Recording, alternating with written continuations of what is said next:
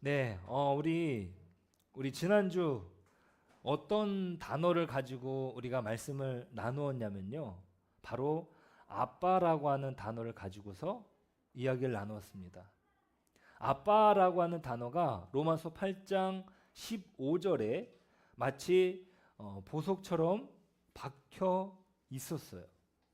그것은 그 당시에 공용어였던 헬라어를 가지고 말씀을 기록한 사도 바울이 헬라어가 아닌 아람어를 가지고 아빠라고 하는 단어를 썼기에 한글 성경에서도 굉장히 독특하게 하나님 아빠라고 하는 표현을 그대로 차용을 한 것입니다.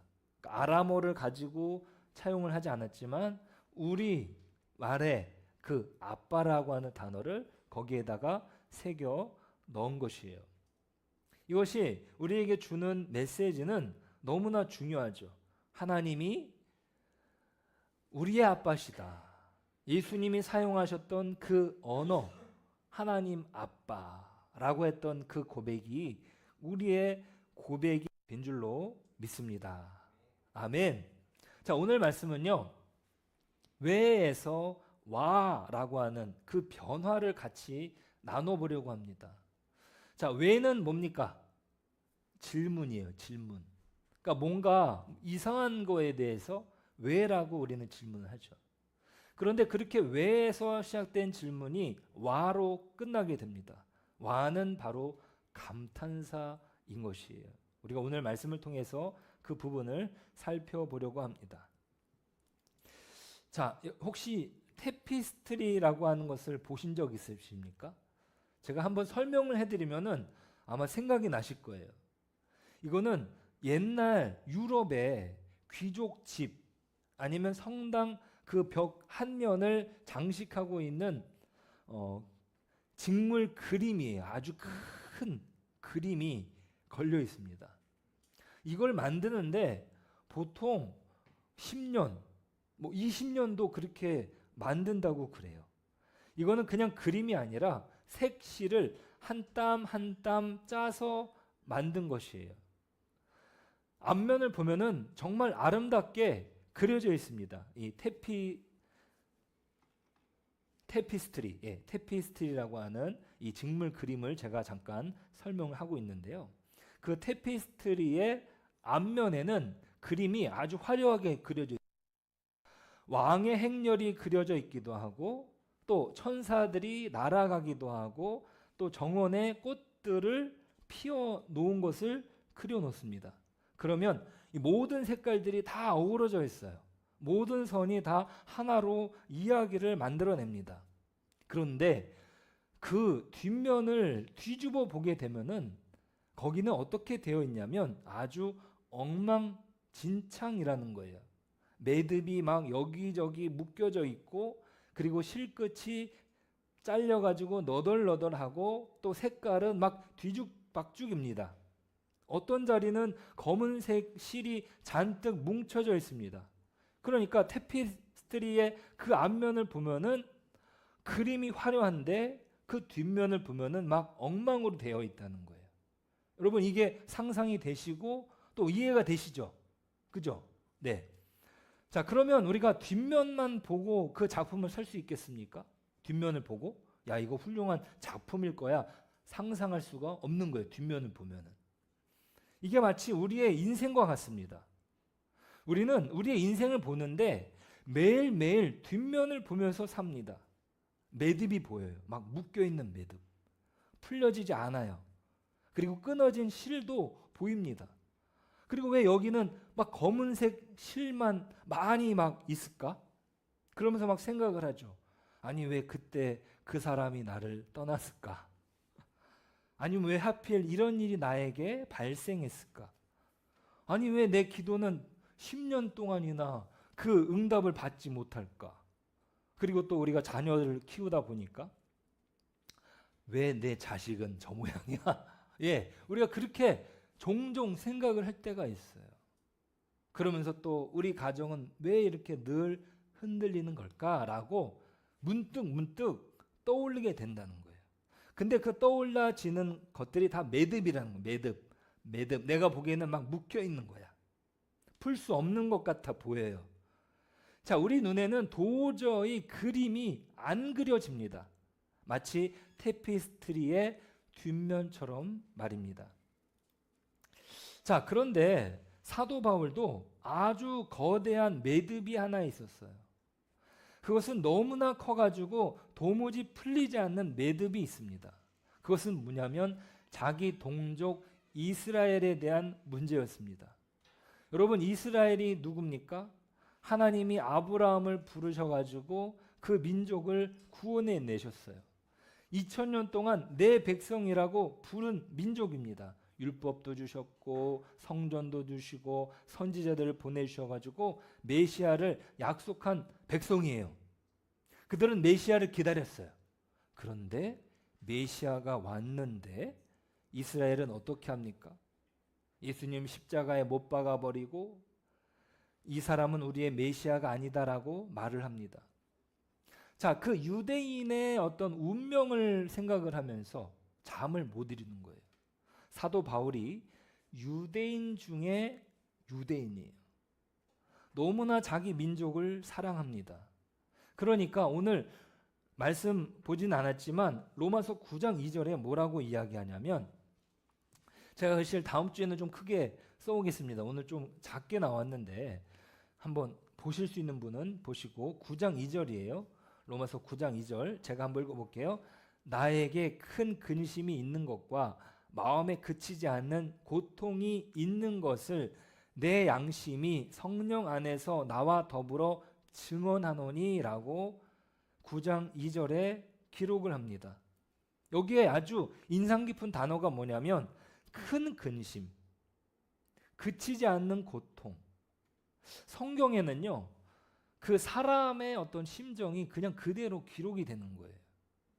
그냥 어떤 경전, 이렇게 잘 사십시오, 그런 차원의 문제가 아니라 너무나 뼈아픈 그 사도 바울의 유대인으로서의 근심이 이루어져 기록되고 있습니다.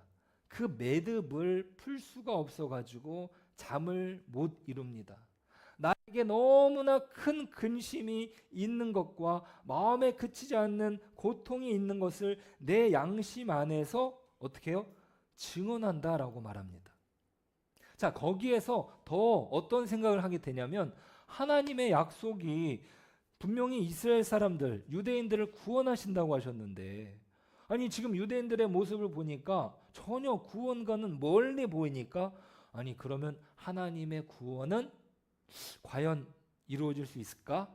그러니까 그 질문까지도 사람들에게 있고 사도 바울에게도 있게 된 것입니다. 자, 그때 오늘 본문 말씀이 어떤 면에서는 그 고백, 고민과 이 고백이 조금 다른 어떤 결이 있어요. 요 부분을 제가 한번 본문을 우리가 읽었지만 제가 다시 한번 읽어보드리겠습니다. 그 느낌을 한번, 앞에 사도 바울의 고뇌와 그리고 뒤에 사도 바울의 어떤 찬양이 다른 부분들을 한번 생각을 해보세요. 깊도다 하나님의 지혜와 지식의 풍성하며 그의 판단은 헤아리지 못할 것이며 그의 길은 찾지 못할 것이로다. 누가 주의 마음을 알았느냐? 누가 그의 모사가 되었느냐? 누가 주께 먼저 드려서 갚으심을 받겠느냐? 이는 만물이 주에게서 나오고 주로 말미암고 주에게로 돌아감이라. 그에게 영광이 세세에 있을지어다. 아멘. 자, 여러분 한번 보세요. 자, 9장과 10장 그리고 11장까지 아주 끙끙 앓습니다, 사도 바울이. 근데 11장 후반에서 갑자기 노래를 부릅니다. 자, 하나님에 대한 분석, 이스라엘에 대한 분석을 계속 하다가 끝에는 찬양이 터져 나옵니다. 이게 뭐냐면 사도 바울이 아까 그 테피스트리의 앞면을 보고 있는 거예요. 앞면. 그 인생이 지어져 가는 모습들. 근데 그 뒷면을 보면은 어떻게 돼요? 엉망진창인 거예요. 막 매듭이 묶여져 있는 거예요. 아무것도 못할 것 같은 거예요. 근데 사도 바울은 지금 앞면을 보고 찬양을 부르고 있는 것이에요. 자, 우리가 같이 한번 그 앞면을 돌아보길 원합니다. 자, 첫 번째는요, 매듭처럼 보이지만 그 안에는 은혜로 짜여져 있다. 자, 우리에게 한 가지 습관이 뭐냐면 우리의 구원의 그림을 자꾸 내 손으로 짜려는 어떤 습관이 있습니다. 내 손으로 막 내 인생을 짜 가려고 하는 거예요. 내가 얼마나 열심히 했나? 내가 얼마나 좋은 사람인가? 나는 얼마나 자격이 있는가? 내가 한 땀 한 땀 잘 짜야 좋은 그림이 나오는 거지. 이렇게 우리는 생각을 합니다. 그러니까 매일 손가락이 아프도록 짭니다. 좀 덜 잘 짠 날에는 하나님이 나를 인정해 주시겠지라고 하는 어떤 그런 마음이 들어오고, 내가 좀 못 짠 날에는 어휴, 오늘 망했다. 하나님이 좋아하실까? 막 그런 생각을 하는 거죠. 우리가 지난주에 종의 영과 양자의 영에 대해서 이야기를 나눴어요. 근데 내가 무언가를 막 짜가지고 하나님께 칭찬을 받으려고 생각을 하는 것이 바로 종의 생각, 이 주인에 대해서 두려운 마음을 가지고 있는 거죠. 내가 짠 만큼 받는 보수. 근데 사도 바울이 9장에서 뭐라고 말하냐면 11절에 보니까 이게 조금 어려운 부분이에요. 야곱과 에서 이야기를 하는데 이렇게 말합니다. 그 자식들이 아직 나지도 아니하고 무슨 선이나 악을 행하지 아니한 때에 택하심을 따라 되는 하나님의 뜻이 행위로 말미암지 않고 오직 부르시는 이로 말미암아 서게 하려 하사. 우리 야곱과 에서. 첫째는 누구예요? 에서예요. 그 축복은 장자권을 통해서 에서에게 주어집니다. 근데 나중에 장자 역할을 하는 건 누가 역할을 하죠? 야곱이에요. 자, 그러니까 어떤 정해져 있는 틀, 그러니까 야곱과 에서가 태어나기 전부터 잘한 일도 잘못한 일도 없는 그 상황 속에서 한 땀도 안 놓아져 있습니다. 근데 하나님은 누구를 택하셨다? 하나님은 야곱을 택하신 거예요. 근데 그 택하신 것이 오늘 9장 11절에 보니까 하나님이 택하심을 따라서예요. 무슨 선이나 악을 행한 것에 따라서 이루어진 것이 아니라 오직 부르시는 이로 말미암아 하나님이 구원을 짜 내려가셨다. 요 정도까지만 설명을 드릴게요. 네, 더 설명을 하면은 좀 어려워져요. 네, 하나님이 우리의 인생을 짜 내려가시는구나. 야곱과 에서를 보아서도 사실 보면은요, 야곱도 에서만큼 욕심꾸러기고 욕심으로 막 어떻게든 막 얻어내려고 하는 그런 모습들이 있어요. 근데 하나님이 선택을 하신 거죠. 하나님이. 자, 그 부분까지만 이야기를 하고요. 자, 그리고 16절에 보니까 같이 한번 읽어볼까? 16절 시작. 그런즉 원하는 자로 말미암도 아니요 다른 박질하는 자로 말미암도 아니요 오직 국률이 여기시는 하나님으로 말미암음이니라. 자, 이 말씀이 무엇입니까? 내가 원해서 짠 그림이 아니라는 거예요. 내가 열심히 달려서 짠 그림이 아니에요. 국률이 여기시는 하나님이 한 땀 한 땀 직접 짜고 계신 그림이다. 하나님으로 말미암음이다라고 이야기하시죠. 자, 그런데 여기서 그러면 좀 불안한 거 아닙니까? 왜냐하면 여러분, 제가 예전에도 예화로 드렸는데 그 제1차 세계대전, 전 세계에 막 전쟁이 일어날 때 가장 안정감을 가지고 있었던 사람이 누구라고 했죠? 비행기 조종사예요. 근데 가장 많이 죽는 그룹이 누구예요? 비행기 조종사들이 가장 많이 죽어요. 근데 가장 많이 안정감을 느끼는 이유는 뭐냐면 비행기 조종사들은 자기 조종관을 붙들고 있기 때문이래요. 근데 육지에서 막 총을 쏘는 사람들은 어디서 뭐가 터질지 모르니까 불안함에 휩싸여 있대요. 근데 오히려 안전한 사람은 누구라는 거예요? 육군 밑에서 전쟁을 치르는 사람이 더 안전하다. 근데 누가 더 안전함을 느낀다? 비행기 조종사. 왜? 자기가 그 조종관을 붙들고 있기 때문이에요. 우리가 생각하는 거는 내 인생을 내가 짜고 있다면 그게 더 안전한 거 아닌가? 하나님께 맡겼다가 내가 잘못되면 어떡해? 이렇게 생각을 하게 된다는 거죠. 근데 내 인생을 내가 짜고 있다면은 오히려 그것이 더 무서운 것이다. 왜냐하면 내 손이 떨리면은 그림도 떨리게 되고, 내가 졸리면은 그림도 멈추게 되고, 내가 실수하면 그림이 망가지게 됩니다. 자, 그런데 그분이 그림을 짜고 계시다면 어떻게 되겠습니까? 시편 121편 4절에 이렇게 말합니다. 같이 한번 읽어보실게요. 이스라엘을 지키시는 이는 졸지도 아니하시고 주무시지도 아니하시리로다. 아멘. 여러분, 그분은 실수하지 않으신다. 그러니까 그 인생이 내 손이 아니라 하나님 손에 있다는 사실은 우리에게 가장 큰 불안이 아니라 가장 큰 평안이 되는 것이다. 아멘. 자, 우리 지난주에 양자의 호적에 어떤 도장이 찍힌다고 했어요. 양자의 이 호적에 어떤 도장이 찍힌다고 했는지 기억나세요 혹시? 양자가 되면은 어떤 도장이 딱 찍힌다고 그랬어요. 그게 뭐냐면 바로 파양불가. 네, 로마 시대에 친자식은요 쫓겨날 수 있어요. 그러니까 그 가문의 명예를 만약에 훼손했다, 무너뜨렸다면은 그 아이를, 그 사람을 호적에서 실제로 파내버린다 합니다. 그리고 양자를 드리는데 아주 엄격해요. 양자를 만약에 드리게 되면은 그 양자는 파양 불가예요. 양자를 만약에 드리면은 파양할 수 없어요. 끝까지 그 자식으로 남게 되는 거예요. 하나님이 우리를 그렇게 그 하나님의 호적에 양자로 들이신 거예요. 양자로. 우리는 원래부터 그분의 자식이 아닌데 하나님이 작정하시고 계획하시고 은혜 가운데 우리를 양자로 부르셨다. 아멘. 그것이 바로 하나님의 놀라운 계획입니다. 내가 뭘 잘못해가지고 내 인생이 망가지는 것이 아니라 하나님이 나를 붙들고 계시기 때문에 내 인생은 온전하게 인도함을 받게 된다.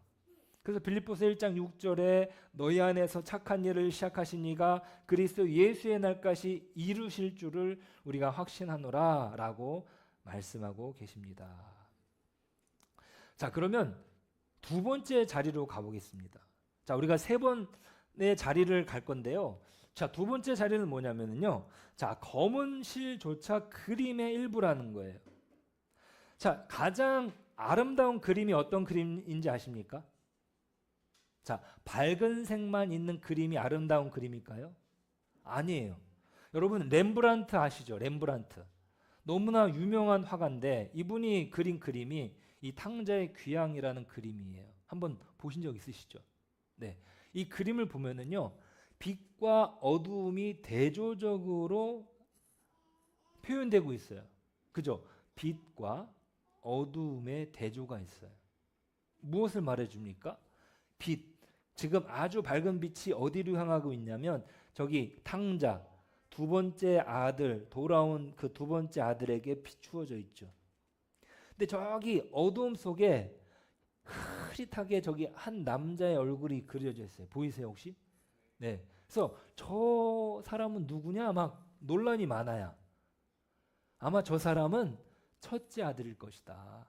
네, 저기 뒤에서 어둠 속, 아직도 어둠 속에 있는 거예요. 자, 이 그림이 말해주는 메시지가 분명하죠. 어둠과 빛을 통해서. 자, 여러분, 어둠이 있다는 것은 무엇을 의미합니까? 빛을 더 살아나게 해준다는 거예요. 어둠이 있어야 빛이 살아나는 거예요. 우리 인생에 검은 실 하나도 헛되지 않습니다. 아멘.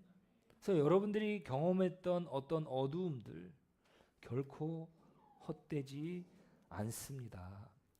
그 우리를 짓고 계시는 우리의 자수공이신 하나님께서 그 검은 실이 정확한 자리에 있을 만큼, 정확한 양만큼 짜 넣으십니다. 왜 그렇습니까? 그 검은 실이 들어가야 빛이 살아납니다. 그 그늘이 있어야 인물의 표정이 드러나요. 아까 그 그림을 잠깐 보시면은 인물의 표정이 드러나는 거예요. 그 빛이 있어야지. 네. 빛이 있으면 내 얼굴이 밝게 드러나게 되는 거죠. 자, 그러면 이스라엘의 이야기로 한번 들어가 보면은요. 이스라엘이 메시아를 거부한 거, 이건 분명히 검은 실이에요. 검은 실. 그죠? 그들이 씻을 수 없는 실수를 한 거예요. 자, 그런데 11장 11절에서 바울이 뭐라고 이야기하냐면요. 11장 11절 같이 읽어보겠습니다. 그러므로 내가 말하노니 그들이 넘어지기까지 실족하였느냐? 그럴 수 없느니라. 그들이 넘어짐으로 구원이 이방인에게 이르러 이스라엘로 시기나게 함이니라. 자, 여러분, 이스라엘이 예수님을 거부했어요. 자, 그런데 그 거부한 사건으로 인해서 그 구원이 이방인에게까지 넘어가게 됩니다. 그리고 또 한 가지 더 뭐냐면 그것이 이스라엘로 시기나게 함이라. 지금 그들이 정말 구원받은 자손이라고 하는데 그 구원이 이방인에게로 넘어갔으니까 이스라엘 사람들이 어떻게 해요? 시기가 나죠. 그러면서 예수님을 믿고자 하는 유대인들이 점점 더 많아지게 된 것이에요. 하나님은요, 그 검은 실을 통해서 복음의 문을 이방인에게로, 우리에게로 활짝 여신 것입니다. 자, 우리 한번 생각해 보세요. 유대인이 아닙니다. 우리 조상 중에 아브라함이 있는 것도 아닙니다. 그런데 저 중동 중앙에서 여기 극동 대한민국까지 어떻게 복음이 전해질 수 있느냐 이 말이에요. 그들이 거부하지 않았다면, 그들이 예수님을 십자가에 못 박지 않았다면 복음은 물을 넘고 산을 넘고 들어오지 못했을 것이다. 그것이 바로 하나님의 놀라운 은혜인 것이에요. 그러니까 이스라엘의 그 검은 실이 가장 정확한 곳에 짜여진 것이에요. 그들의 넘어짐이 우리의 일어남이 되었습니다. 그들의 거절이 우리의 초대장이 되었습니다. 어둠이 빛을 살려낸 것이에요. 아멘. 네. 너무 놀랍지 않습니까? 자, 이걸 가장 잘 보여주는 사람이 누구냐면 바로 요셉이에요. 요셉이 형들에게 팔려갑니다. 요셉 다 아시죠? 네. 노예가 됩니다. 누명을 쓰고 감옥에 갇힙니다. 그러면서 한 자락 한 자락 그 인생에 검은 실만 들어가는 것 같아요. 그가 구덩이 안에 있을 때도, 또 사슬에 묶여 있을 때도, 감옥에 누워 있을 때도 그의 눈에는 매듭만 보입니다. 어떤 매듭이에요? 내 인생이 풀리지 않는구나. 매듭. 그죠? 내 인생이 엉망진창 되는구나. 매듭. 그러면서 하나님, 이게 무슨 그림입니까? 라면서 어떻게 해요? 원망을 할 수 있는 것이에요. 자, 그런데 마지막에 그 그림들이 모여가지고 어떻게 되냐면 지금 50장, 창세기 50장 20절에 이런 고백을 해요. 정말 놀라운 구약 성경에서 가장 위대한 고백 가운데 하나입니다. 그 매듭과 매듭의 끝에 창세기 50장 20절 같이 한번 읽어볼까요? 당신들은 나를 해하려 하였으나 하나님은 그것을 선으로 바꾸사 오늘과 같이 만민의 생명을 구원하게 하시려 하셨나니. 아멘. 여기 보십시오. 이 만민의 생명이에요. 여러분, 우리에게까지 그 구원의 역사가 지금 요셉이 그렇게 그 매듭을 통해서 그 구원이 이 땅에까지 오게 된 것이죠. 아멘. 자, 그러면서 우리가 신약에는 더 큰 요셉을 보게 됩니다. 더 큰 요셉. 누구냐면 바로 예수님이에요. 예수님은 형제들에게 배신을 당합니다.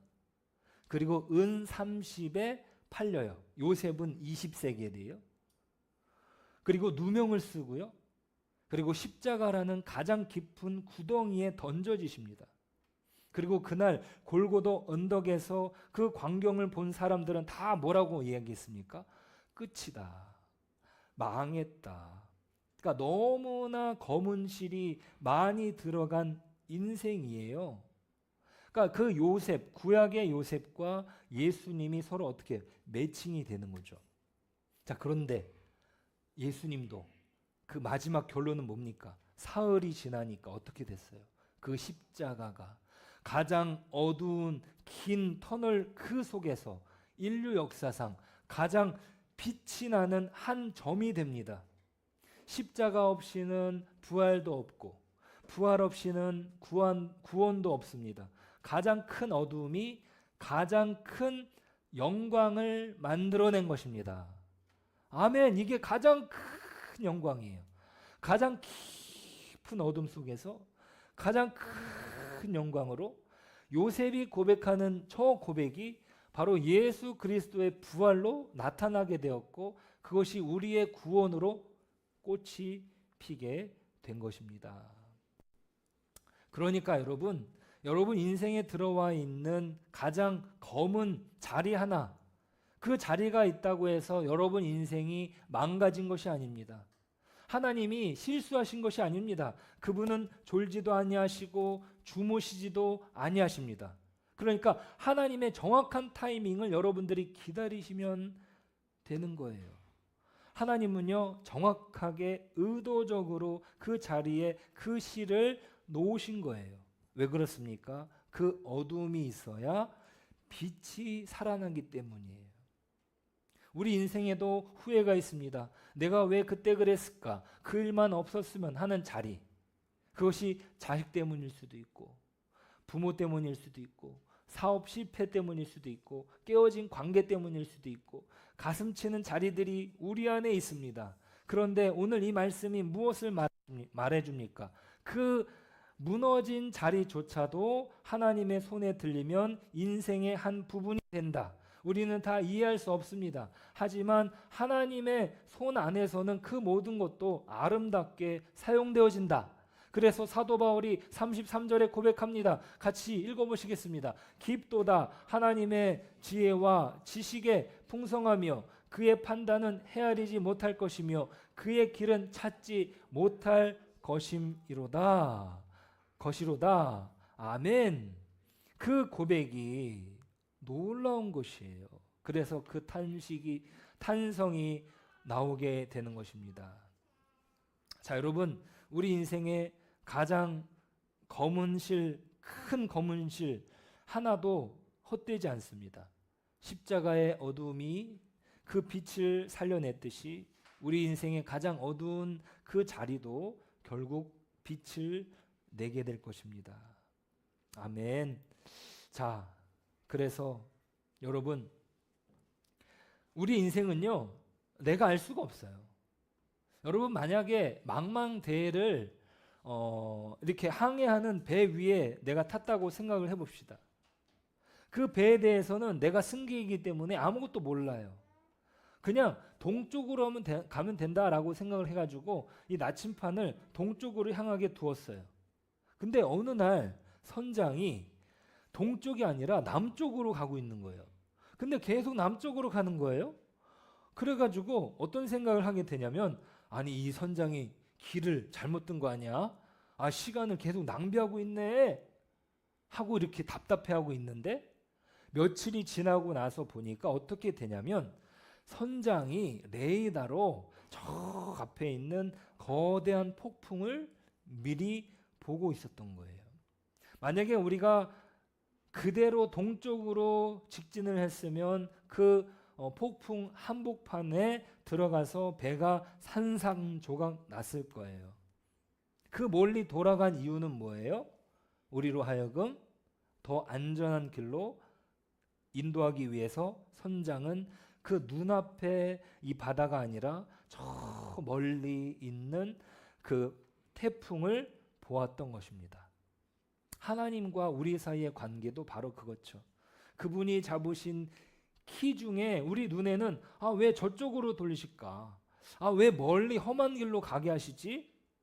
이스라엘 사람들도 그렇게 광야길로 걸었잖아요. 근데 하나님의 구원의 손 안에서 그들은 겸손을 배울 수 있었고 하나님의 은혜를 더 볼 수 있게 되었습니다. 여러분, 바로 이것이 우주를 지으신 하나님과 우리의 차이입니다.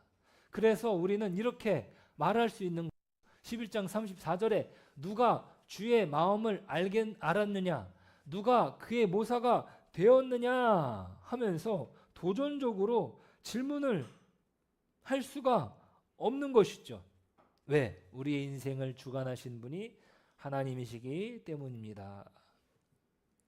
자, 그러니까 이 신비 앞에서 우리의 자리는 분석이 아닙니다. 뭐가 되냐면 훈수가 아니라 두 손을 들고 찬양을 하는 거예요. 아, 하나님, 내가 하나님의 역사 안에서 이 어둠의 자리조차도 하나님의 영광 안에서 이끌림을 받았네요. 하나님 영광 받으십시오 하면서 이렇게 말합니다. 이는 만물이 주에게서 나오고 주로 말미암고 주에게로 돌아갑니다. 그에게 영광이 세세 있을지어다. 아멘. 주에게서 나오는 거예요. 모든 것의 시작이 하나님이시죠. 그리고 주로 말미암습니다. 그 과정도 주님 때문에 그 과정을 이루어 갑니다. 그리고 어떻게 해요? 주에게로 돌아간다. 마지막까지 하나님이 책임지신다. 우리가 호적에 파양불가라는 도장이 찍히는 거예요. 우리는 끝까지 하나님의 은혜 안에 붙들리며 나아갈 수 있게 됩니다. 자, 우리가 세 번째 자리, 요 부분은 제가 마지막 짧게 한번 하고 넘어가겠습니다. 자, 외에서 와의 자리로 넘어가는 거예요. 외에서 와의 자리로. 자, 우리 한 가지 더 나눌 수 있는 것은 뭐냐면, 자, 우리가 양자를 삼으신 그 아빠가 우리의 인생의 그림을 순수 짜고 계십니다. 그러면 우리가 가지고 있는 그 궁금증, 왜라고 하는 궁금증이 뭘로 바뀔 수 있어요? 와라고 하는 그 탄성으로 바뀔 수 있어요. 하나님이 아주 절묘하게 나를 인도하시는구나. 제가 어제 이제 새롭게 하소서 어떤 영상을 봤는데, 김용만 씨 아시죠? 김용만 씨 너무 유명하잖아요. 근데 그분이 크리스찬인데 자기가 막 그 방송에 나가서 얘기를 잘 못하겠다고 하더라고요. 그러다가 이제 나와서 이야기한 건 뭐냐면, 자기가 정말 어려울 때, 정말 잘 나갈 때 무너진 적이 있어요. 그분이. 네. 근데 그때 오히려 하나님을 만나서 그 인생이 정말 하나님의 인도하심 속에서 그 풍성함을 누리게 되는 거예요. 그 고백이 왜 나한테 이런 일이 일어났을까? 에서 하나님이 아니었으면 나는 망한 인생이었네.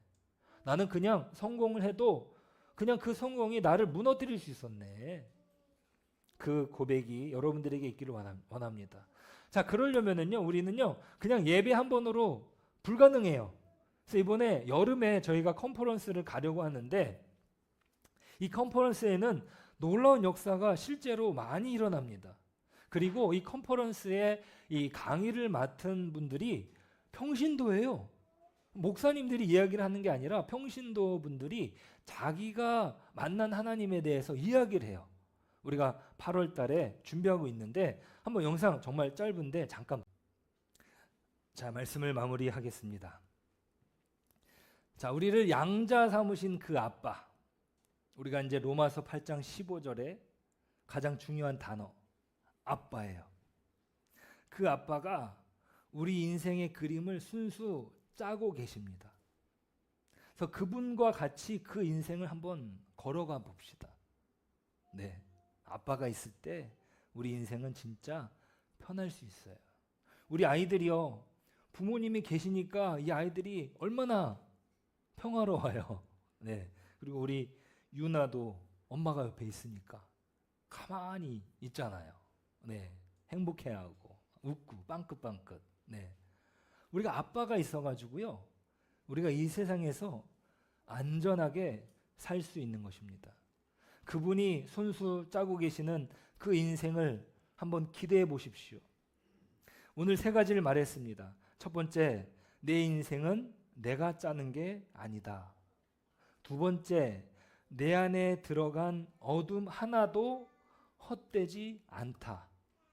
그 어둠도요, 빛을 보여주는 거예요. 세 번째, 우리의 할 일은 매듭을 풀어내는 것이 아니라 감탄하는 거예요. 아, 하나님의 솜씨가 놀랍다. 그래서 아까 테피스트리 그 그림을 볼 때 뒷면을 보는 게 아니라 앞면을 보는 거예요. 하나님이 인도에 가시는 그 역사가 놀랍구나. 여러분 이 시간 같이 고백했으면 좋겠습니다. 이 고백이 있기를 원합니다. 그분의 손길이 보이지 않을 때에도 그분의 마음은 신뢰할 수 있다라는 거예요. 네. 여러분, 그분의 손길은 안 보여요. 하지만 그분의 마음은 신뢰할 수 있습니다. 예수님의 십자가 때문에 우리는 그렇게 신뢰할 수 있습니다. 그래서 우리가 두 가지만 했으면 좋겠는데요. 한 가지는 뭐냐면 아빠라고 외치는 거예요. 우리가 기도할 때 하나님, 나의 아빠가 되어주셔서 감사합니다. 제가 지난주에 이렇게 기도했는데 너무 좋더라고요. 네, 하나님 나의 아빠가 되어주셔서 감사합니다. 두 번째는 뭐냐면요, 그 아빠 되신 하나님께 와 하면서 찬양으로 나가는 거예요. 오늘 우리 김영웅 성도님 그 찬양들이 다 좋더라고요. 그 이 말씀을 너무나 담아가지고 우리의 시선이, 우리가 일어나 걸을 수 있는 것이 에바다라고 예수님께서 말씀하시며 우리의 어두운 그 눈을 열어주시는 그분이 우리 인생을 아름답게 인도해 가실 때 우리는 탄성을 지를 수 있습니다. 와 해볼까요? 시작. 와, 네, 아멘. 우리 그렇게 나아갔으면 좋겠습니다. 우리 이 시간 같이 기도할 때요, 네, 천천히 하셔도 됩니다. 네, 급하게 안 하셔도 돼요. 네, 우리 이 시간 기도하실 때 우리 하나님의 손을 한번 상상해 보세요. 하나님이 순수 그 직공이 되셨어요. 직공이 되셔가지고 우리 인생을 만들고 계십니다. 근데 우리는 막 그 뒷면만 보면서 그 매듭들만 보면서 막 너무 답답해할 때가 많아요. 그런데 그 매듭은 반드시 하나님의 작품 안에서 쓰여질 것입니다. 다 쓰이는 매듭인 거예요. 다 쓰여요. 다 그것은 하나하나 의미가 없는 것이 아닙니다. 의미가 있어요. 우리가 이 시간에 하나님, 내 인생을 하나님께 맡겨드립니다. 내 삶을 하나님께 드립니다. 주님, 주님이 인도하시는 대로 내 삶을 인도함을 받기를 원합니다. 하나님, 이번 여름에도 아버지 그 은혜를 기대하면서 아버지 또 하나님 한번 나아갔으면 좋겠습니다. 우리 지금 같이 주여 한번 부르시고 기도하겠습니다. 주여, 하나님 아버지, 이 시간에 하나님의 은혜를 구하며 나아갑니다. 하나님의 손에 붙들린 우리는 하나님의 작품입니다. 하나님, 그 테피스트리의 그 앞면이 정말 아름답게 장식되어져 가고 있는데 하나님, 우리가 그 뒷면을 보면서 우리가 한탄하고 하나님 원망하고 우리가 하나님께 아버지 나아가지 못했던 하나님 그 시간들이 있었습니다. 아버지 하나님, 그 속에서 역사하시는, 그 속에서 일하시는 그 하나님을 바라보면서 그 하나님의 영광을 누리면서 우리가 온전히 나아갈 수 있도록 하나님 인도하여 주시고 우리의 삶을 붙들어 주시옵소서. 하나님 감사합니다. 참 하나님의 그 손길 속에서 그 요셉이 그 매듭과 매듭 속에서 원망하고 하나님 그가 실망하고 아무것도 안 하고 있었다면 하나님 그가 그렇게 고백할 수 있었겠습니까? 나를 이 땅에 보내신 분은 하나님이시다. 하나님, 그 요셉의 고백이 우리의 고백이 되기를 원합니다. 그 예수님의 십자가를 믿고 하나님은 보이시지 않지만 하나님의 마음을 신뢰하며 오늘을 살아갈 수 있도록 도와주시옵소서. 이제는 주 예수 그리스도의 은혜와 하나님의 사랑과 성령의 교통하심이 오늘 하나님의 말씀을 듣고 그 말씀 안에서 새 힘을 얻어 살아가기를 다짐하고 떠나가는 심령들 머리 위에 이제로부터 영원토록 함께 계실지어다.